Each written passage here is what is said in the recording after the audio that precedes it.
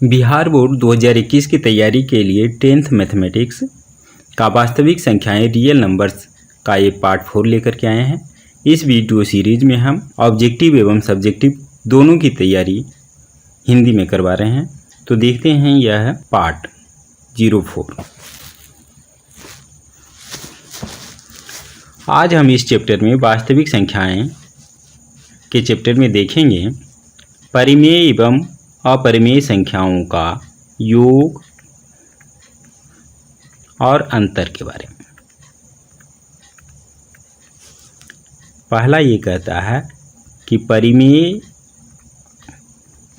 पहला परिमेय हो और दूसरा भी संख्या परिमेय हो तो इसका योग करें या अंतर करें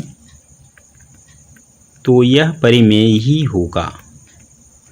जैसे एग्जाम्पल में ले लेते हैं, पहली एक संख्या 2 है परिमेय संख्या और दूसरी संख्या जो है 1/2 है। दोनों को जोड़ देंगे, 2 + आधा बराबर 2.5 यानी 5/2 यह परिमेय संख्या है। अगर माइनस कर दें 2 - 1/2 तो यह आ जाएगा 3/2, यह भी परिमेय संख्या है। अगर दोनों परिमेय हो तो योग करें या अंतर करें हमें परिमेय संख्या ही मिलेगा।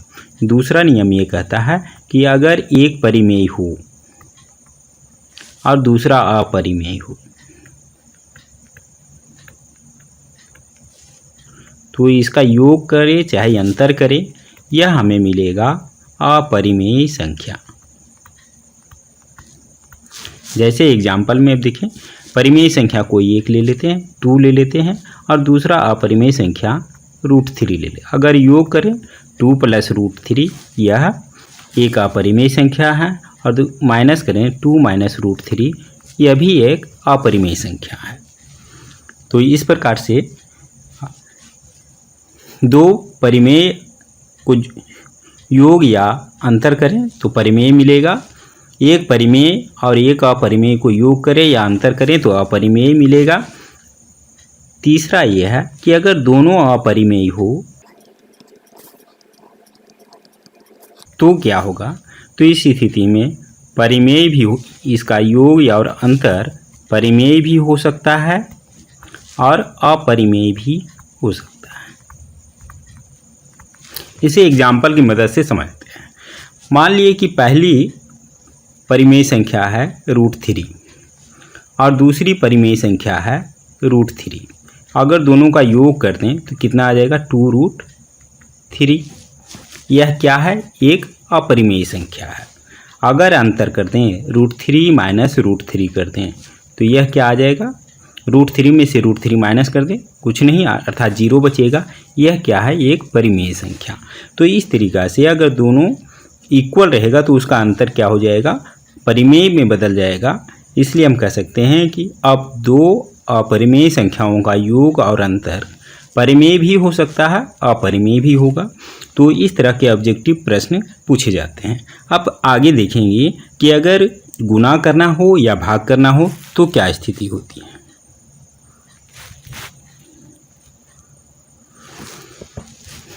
गुणा और भाग,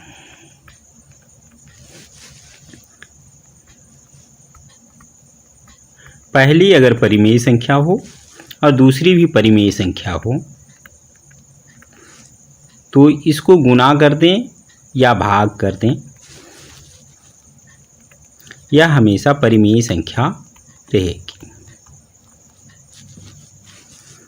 दूसरी स्थिति कि पहली अगर परिमेय संख्या हो और दूसरी अपरिमेय हो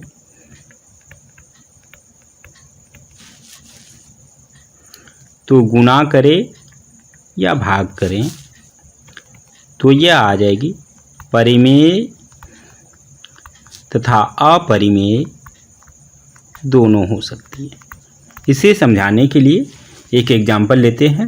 मान लिए कि परिमेय संख्या एक 0 ले लेते हैं, इसे गुणा करते हैं एक अपरिमेय संख्या √3 से, कितना आ गया, यह 0। यह एक प्रकार की परिमेय संख्या है। मान ली कि परिमेय संख्या एक 1 है और अपरिमेय संख्या यही ले लेते हैं √3 ही, गुणा करेंगे √3, यह क्या है, अपरिमेय संख्या। तो इस प्रकार एक परिमेय और एक अपरिमेय संख्याओं का गुणा और भाग करने पे हमें परिमेय भी मिलेगा और अपरिमेय मिलेगा। अगर यहाँ पर रहे इसकी दो स्थिति, अगर परिमेय में शून्य है, इसी को एक प्रश्न पूछा जाता है अक्सर, हाँ, शून्येतर परिमेय हो और दूसरा अपरिमेय हो तो इसका गुणा या भाग करने पे हमें क्या मिलेगा? शून्य को छोड़ करके परिमेय संख्या हो तो हमें मिलेगा हमेशा अपरिमेय। अगर शून्य भी हो सकता है तो परिमेय अपरिमेय दोनों हो सकता है।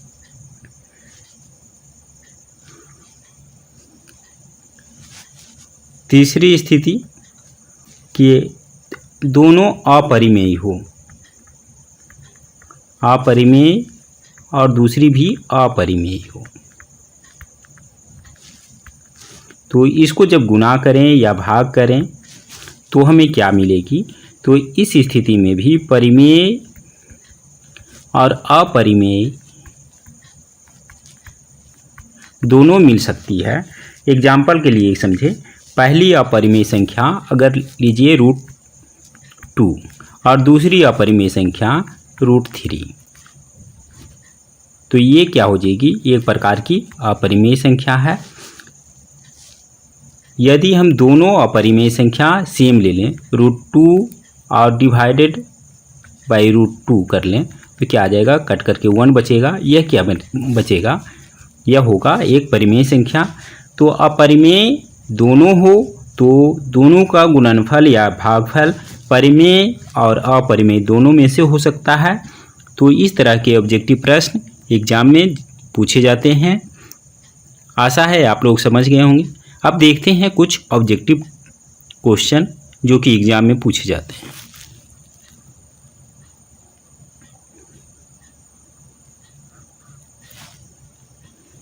P/Q के रूप में निरूपित करने पे संख्या 1.27 पे रेकरिंग, जहां पर P तथा Q पूर्णांक है एवं Q 0 के बराबर नहीं है।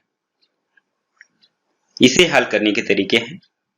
पहले पूरी संख्या लिखें, दशमलव हटा करके 1 2 7, और जिस पे रेकरिंग नहीं है उसे हम माइनस कर दें, बटे जितने अंकों पे रेकरिंग है उतना 9 नीचे लिखें।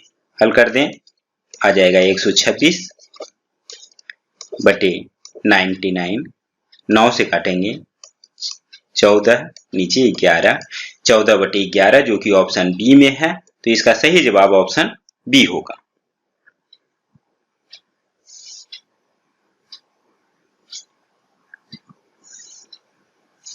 जीरो 0.3 पे रेकरिंग संख्या का P/Q के रूप में निरूपण, जहां P तथा Q पूर्णांक एवं Q 0 के बराबर नहीं है, यानी परिमेय संख्या के रूप में लिखना है। तो फिर पहले की तरह 3 दशमलव के पहले जिस पे रेकरिंग ना हो वैसी कोई संख्या नहीं है। 3 पर रेकरिंग है, यानी एक अंक पे रेकरिंग है, इसलिए नीचे होगा 9। हल करेंगे 1/3 जो कि ऑप्शन सी में है, तो इसका सही जवाब ऑप्शन सी होगा।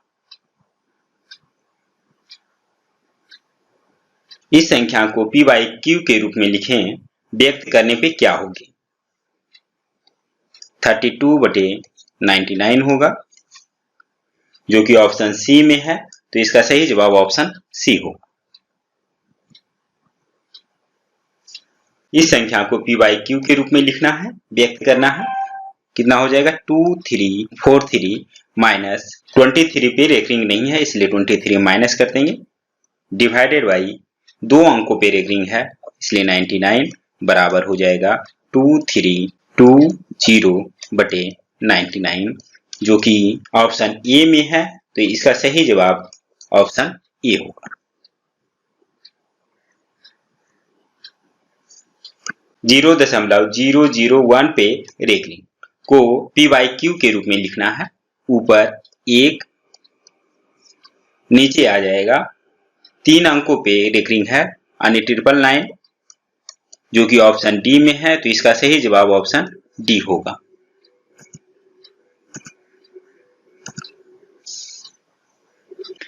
सबसे छोटी परिमेय संख्या जिससे 1/3 को गुणा करने पर इसका दशमलव प्रसार दशमलव के प्रथम स्थान के बाद शांत हो जाए वह संख्या है 3/10। इसको चेक करते हैं। जब इसको गुणा करेंगे तो 1/3 गुणे 3/10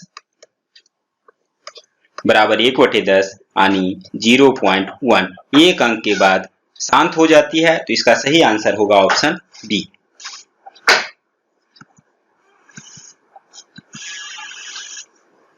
एक 1440 में 2 का अधिकतम घात है। अधिकतम घात निकालने के लिए 1440 को अभाज्य गुणनखंड करते हैं, 2 से भाग देंगे 7 2 0 3 6 0 1 8 0 9 0 45। अब आगे 2 से नहीं लगेगा तो 2 पर घात कितना है 1 2 3 4 5 बारी, इसे ले सकते हैं 2 पर पावर 5 यानी घात जो होगा वह 5 होगा। तो इसका आंसर ऑप्शन सी होगी।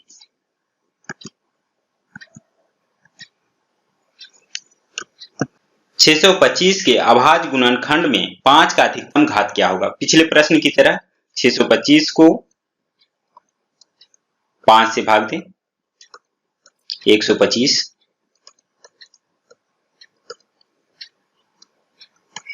25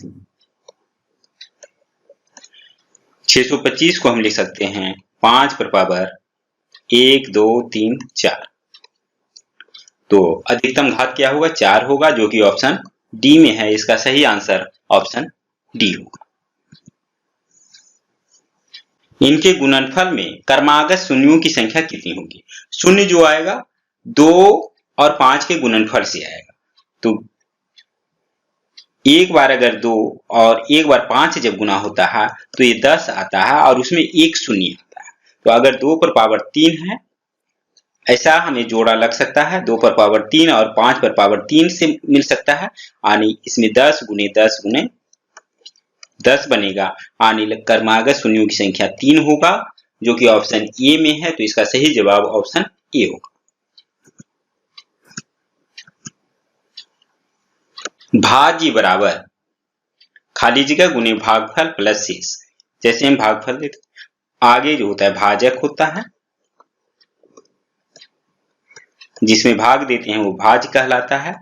भागफल नीचे शेष होता है। तो हम इसका फॉर्मूला जानते हैं, भाज्य बराबर जो होता है ये दोनों आपस में गुना होंगे और नीचे वाला ऐड होगा। तो भाजक इसमें नहीं दिया गया है, तो यहाँ पर जो आएगा भाजक आएगा, जो कि ऑप्शन ए में है। तो इसका सही जवाब ऑप्शन ए होगा।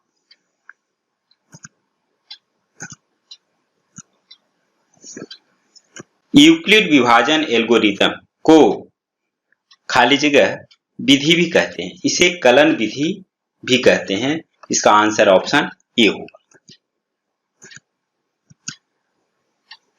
यूक्लिड विभाजन एल्गोरिथम 2 धनात्मक पूर्णांकों के निम्न में से किसे परिकलित करने की तकनीक, परिकलित करने की तकनीक मतलब निकालने की तकनीक है, किसे ज्ञात किया जाता है। यूक्लिड विभाजन एल्गोरिथम से महत्तम समापवर्तक निकाला जाता है, यानी मॉसन निकाला जाता है, जो कि ऑप्शन बी में है। तो इसका सही जवाब ऑप्शन बी होगा। भाग लेमा ए बराबर बी क्यू प्लस आर।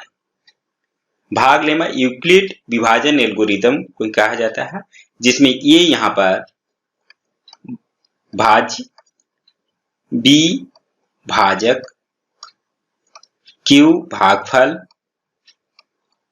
और आर शेष है।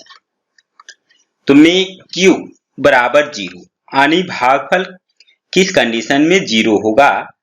ये तभी 0 होगा जब b की वैल्यू a से ज्यादा हो। तो इसका आंसर होगा ऑप्शन ए।